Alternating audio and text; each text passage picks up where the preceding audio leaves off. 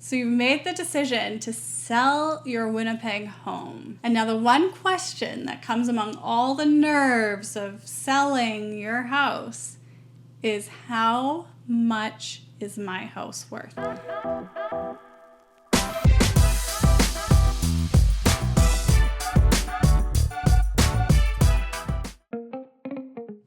And that is a fair question, one that deserves a lot of attention, because I liken it to fishing. Set the hook too high, you miss all the fish underneath. Set the hook too low, and you might be missing out on the opportunities above. There is a right and sweet spot for every listing in Winnipeg, and getting that price right is one of the most important tools in your whole strategy when it comes to marketing your home. But don't worry, that's what we're here for. We as realtors are here to help you find that sweet spot. Now, there is an art and science to pricing your home. So there is a lot of data that needs to be taken into consideration. So when I talk about data, there's key points that we are looking at when we are giving our initial range. Where the art comes in and the finesse to it is looking at the emotional connections that we think your home is going to build with your buyer. One thing it is never is what you think your home is worth. I'm really sorry. This is a cold, hard truth. I also find that sellers often have a bias. There is a study that has been done that essentially says, give 100 people a book, and those people that are holding the book and offering it for sale think it's worth more. So they say $10. However, the people that don't have the book and are being asked what they think they should pay for that book will tell you a much lower number. It was a substantial spread in what the people holding the book thought it was worth and the people without a book trying to buy thought they should pay. So getting that price right is key. You might have spent $120,000 on a kitchen renovation. However, it does not necessarily make your kitchen worth $120,000 more, depending on area. Sometimes people over-improve for an area. Sometimes people under-improve. And this is why you always reach out to your realtor before making any major renovations, just to make sure you're in line with market expectations so that you can maximize those investment dollars. So let's get down into the factors that I look at when I'm pricing a house. So what influences market value? Essentially, boiled down to the most simple metrics is essentially what a buyer is willing to pay for your home compared to the other ones they're seeing. Buyers shop by comparison.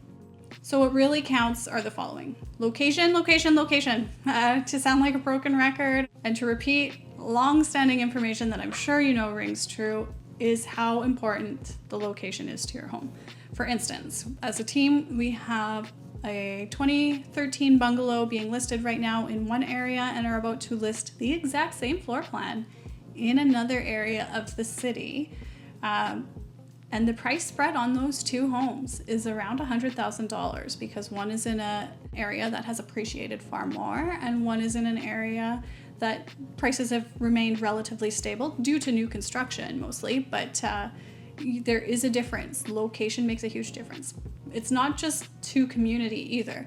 Do you back onto water? Do you back onto green space? Or do you back onto a busy street? Location is hyper-local and individual for each particular home.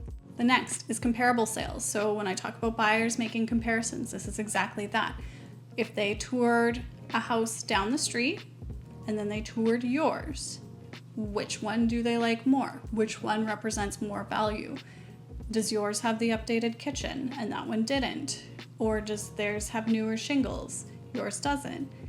But what of those criteria make one house worth more than the other? Because I can tell you, a kitchen has a lot more impact than a newer roof. And again, at the end of the day, your house is worth what a buyer is willing to pay and what upgrades they are willing to pay for. Market conditions are another thing we take into effect. Winnipeg has essentially been a seller's market for the last 20 years. There have been more intense seller's markets and less intense that almost felt balanced. But if you look at the actual absorption rates in Winnipeg, we have almost always been in a seller's market for the last 20 years. So you have to work your strategy around the market you are in. Would you super overprice in a seller's market? Still not advisable. Even though there's a shortage of listings buyers are willing to pay, those that are coming out ahead right now are the ones that are getting the intense bidding wars. Do you underprice though? Absolutely not, because then you can leave yourself in harm's way. It's finding that sweet spot in the market you are in and adjusting accordingly. Property condition is another thing we take into account. A conversation I was having earlier today was that there are times where the sweet granny special, I love the granny special, where it's the same carpets since the 70s. They're hard at this point, but they're in pristine, clean condition. You could eat off the floors. They are that clean. And everything's super dated, but you could move into the house as it is today and feel like it's clean around you, versus a house that maybe was renovated recently. However, it's been torn apart by dogs, kids, or maybe the work wasn't well done. There's gaps in the baseboards, that kind of stuff. I have seen the granny special sell for far more because it was in better condition than the homes that have been renovated. Property condition really gives buyers that peace of mind that the home has been taken care of, and they're not getting that ick factor when they're living there, right? So that is important. And then of course, size and features. I'm sure that comes as no surprise, but we are usually making adjustments for square footage of the house, square footage of the yard too. Like if you have a substantial yard, that's gonna add value. If we're talking about going from 2 acres to 5 acres, it's not as big of an adjustment though as going from say half an acre to 2 acres. So there's a law of diminishing returns and knowing when to apply that in different circumstances. Next question I get: how do you find out what your home is worth? So I feel like there's an obvious answer sitting right in front of you, but if you're in those preliminary stages where you don't want to call a realtor in, there are online tools you can absolutely use. Are they accurate? No, you definitely get what you pay for, but there are definitely tools that can assist. So we hear about the US a lot. Zillow sends out Zestimates, I believe they're called. Realtors that I've talked to south of the border say they are historically inaccurate, which I don't doubt. But in Canada, I know that we do have a website that some people check sales history on. I've had clients mention it to me in the past. However, I've also found that the reporting on there is inaccurate. But there are some online providers. It's just you're going to want to double check with a realtor or somebody you know, like even an appraiser, to make sure that the information you're getting is correct. If you're curious, the Winnipeg Property Assessment Tool is one that we can all search. It's a database I use. I never really give weight to the values on there, to be honest, but I do give weight to things like the specs they have on a home. So square footage, and if there's a discrepancy between what I'm seeing and what's there, sometimes that means additions were done without permits, for example. Or I use those tools more to decide if a basement was finished with or without permits. They do provide numbers. Sometimes those numbers are spot on. More often, I would say they are not. But it is an online tool you can look at and at least maybe gauge what the neighbor's house down the street sold for versus their assessment versus yours, and where you kind of fall in that map. But I wouldn't base it solely on that number by any means. I kind of mentioned it already. A professional appraisal is another way you could get a value on your home. You are going to be paying out of pocket for that, usually around $300 in today's market, to have an appraiser come out and do a report for your house. Now, I will say, they are very good. I find that on our sales, they always seem to support our sales prices. However, I find the reports sometimes are very cut and dry. So maybe not so much of that artistic. Buyers are going to pay more because this has a mid-century modern feel. They're looking more at specs. So they're looking at square footage, what the price of adding a bathroom is, or what an additional bathroom is worth, like that kind of stuff. So I don't find there's as much. There's definitely the science there. I wouldn't say there's so much of the art there. And finally, the last way you find value is from a realtor. So I will give you a stat though. You want to be making sure that you are getting a realtor in that knows the area and knows property, especially in Winnipeg, and is boots on the ground in it every single day. According to the National Association of Realtors, about 70%, I think it was 74%, of realtors sold 0 houses last year. 0. Nilch. None. and less than 2% sold 45 or more. So do you want the realtor giving you an opinion of value that sells that few of homes, or do you want the one that's like in the battlefield touring houses every single day and can say, I had buyers that looked at this house, I know they would like this house more, or I saw buyers that saw this house and I know that they would consider yours as a comparable and pay more, right? It's having people that know your buyer, first of all, your demographic, in through the house, and then being able to shop just as a buyer would, essentially, comparison. Overpricing versus underpricing. This is a very, very expensive mistake to make on either side. I will say, we are approaching spring market 2025. The market is overheated here. If you accidentally were to underprice a listing right now, it's probably gonna be okay. I hate to say that. I really, really do. But the houses that have been underpriced are getting like 27 offers right now, and they are selling above where they should have been priced anyways.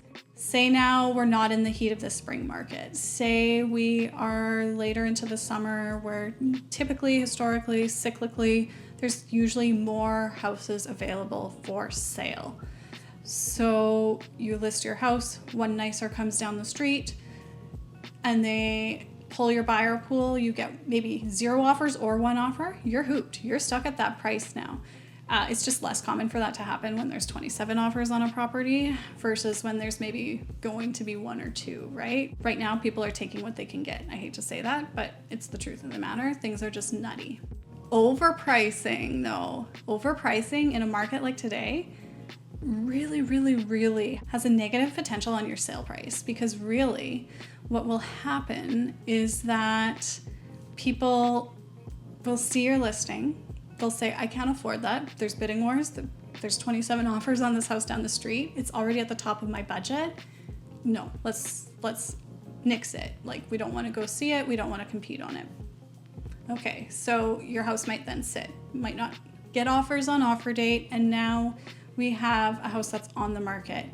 Buyers are used to being in this rotation. Like, I don't like it either. I want to be clear on that. I do not like this for our buyers. It sucks when we have a buyer that is offering on 10 properties before they secure one. It sucks when you're telling your buyer, the comps support this price and it sells this price and it sells for this price, right? It sucks. However, if buyers see something sitting now on the market, they start to think, what's wrong with it? Why isn't it selling? This market is so hot. Everything else has sold. Some have sold for above that house. For above that price, there must be something wrong with that house. And psychologically, buyers want what other buyers want. And now this house is sitting, nobody wants it.